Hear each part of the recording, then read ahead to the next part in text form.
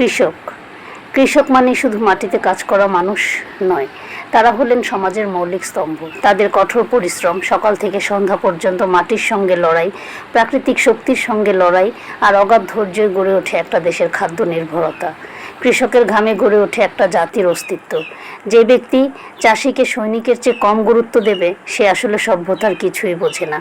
যেখানে আমরা প্রতিনিয়ত ফ্যানের নিচে, এসির নিচে থেকেও গরমে পিত্তেশ করি, আমরা অতিষ্ঠ হয়ে যাই গরমে, তাহলে এই কৃষকদের দিকে একবার তাকিয়ে দেখুন।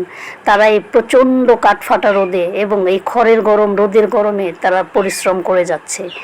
আপনি যদি আজ খাবার খান, তবে একটা কৃষককে ধন্যবাদ জানান। তাদের ঘামে, কৃষকের ঘামেই জন্ম নেয় আমাদের একটি করে খাদ্যকণা।